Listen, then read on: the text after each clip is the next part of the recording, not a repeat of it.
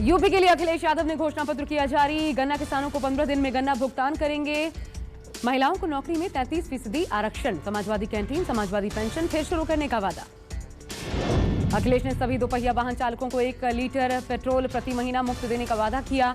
Auto चालकों को 6 kilo CNG देने का भी वादा।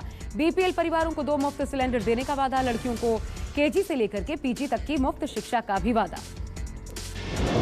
यूपी के लिए बीजेपी का घोषणा पत्र जारी। बीजेपी ने घोषणा पत्र को लोक कल्याण संकल्प पत्र नाम दिया। लोगों से बीजेपी ने किए कई वादे।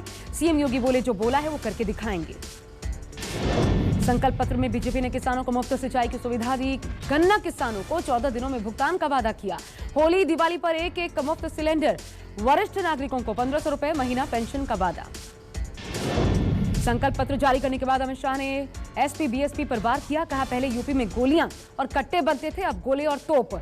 हमारी घोषणा पत्र में वादा था अयोध्या में राम मंदिर बनवाएंगे, आज मंदिर बन रहा है। बीजेपी के संकल्प पत्र पर अखिलेश यादव ने तंज कसा। कहा जिनके वादे जुमले, बातें झूठी, जो हर बार जनता को झांसा देते हैं, यूपी की जनता अब विश्वास नहीं करेगी। बीजेपी भरोसा खो चुकी है। यूपी विधानसभा चुनाव में राजनीतिक सरगर्मी तेज। पश्चिम बंगाल की मुख्यमंत्री ममता बनर्जी ने अखिलेश यादव के साथ ज्वाइंट प्रेस कॉन्फ्रेंस की। कहा बीजेपी देश के लिए खतरा है। ममता बनर्जी ने स्टेज पर फुटबॉल खेला। एसपी कार्यकर्ताओं के बीच फुटबॉल उछालकर कहा खेला हो बे। ममता बनर्जी ने कहा जैसे बंगाल से आउट किया यूपी से भी वैसे ही आउट होगी बीजेपी। पीएम मोदी की बिजनौर रैली में ना पहुंचने पर अखिलेश यादव ने कटाक्ष किया। कहा कल दीदी कलकत्ता से उड़कर बंगाल से यूपी आ गई, लेकिन दिल्ली वाले यूपी नहीं आ पाए। दीदी के आने से बीजेपी की हालत खराब है। पीएम मोदी ने लोकसभा के बाद राज्यसभा में कांग्रेस पर वार किया। कहा कांग्रेस न होती तो लोकतंत्र परिवारवाद मुक्त होता, सिखों का नरसंहार न होता, जातिवाद की खाई न होती, पंडितों को कश्मीर नहीं छोड़ना पड़ता। पीएम मोदी ने लोकसभा के बाद राज्यसभा में राष्ट्रपति के अभिभाषण के धन्यवाद प्रस्ताव की चर्चा में हिस्सा लिया। कांग्रेस नेहरू वंशवाद पर जमकर बरसे पीएम मोदी। संसद में कहा कुछ लोगों का इतिहास सिर्फ परिवार तक सीमित। पीएम मोदी के बयान पर राहुल गांधी का पलटवार। बोले पीएम ने मेरे सवालों का जवाब नहीं दिया, नेहरू के काम गिनाए, अपने नहीं बताए। चीन, कोरोना और 2 राष्ट्र पर मौन रहे प्रधानमंत्री। पीएम मोदी के राज्यसभा में बयान पर मल्लिकार्जुन खड़गे भड़क उठे। कहा वो लोग झूठ और भ्रम फैलाकर सत्ता में आए। जो लोग आजादी के बाद पैदा हुए वे आज कहते हैं कांग्रेस ने देश के लिए कुछ नहीं किया। पहले चरण के चुनाव के आखिरी दिन प्रियंका गांधी ने हस्तिनापुर और बमाना में प्रचार किया। मेरठ और मथुरा में प्रियंका गांधी ने रोड शो किया। घर घर जाकर वोट मांगा। कहा लोग योगी शासन से परेशान। समाजवादी पार्टी के नेता आजम खान को सुप्रीम कोर्ट से बड़ा झटका। सुप्रीम कोर्ट ने आजम खान को अंतरिम जमानत नहीं दी। चुनाव प्रचार में हिस्सा लेने के लिए आजम खान ने याचिका लगाई थी, जिसे नामंजूर कर दिया गया। झारखंड, त्रिपुरा से सामने आई बड़ी खबर।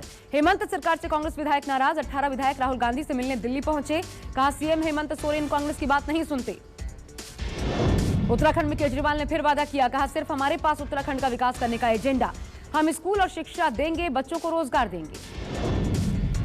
कर्नाटक में हिजाब पहनने पर विवाद लगातार बढ़ता जा रहा है। उडुपी में महात्मा गांधी मेमोरियल कॉलेज के कैंपस में विरोध प्रदर्शन तेज। हिजाब पहनने हो छात्राओं और भगवा गमछा पहने छात्र एक दूसरे के खिलाफ नारेबाजी करते नजर आए।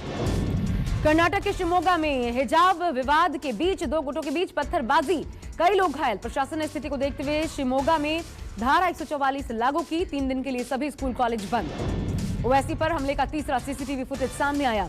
आरोपी ओवैसी की गाड़ी पर गोली चलाते हुए दिख रहा है। वीडियो में देखा गया जैसे ही असदुद्दीन ओवैसी की गाड़ी पर गोली लगती है, उनकी गाड़ी तेजी से आगे बढ़ जाती है।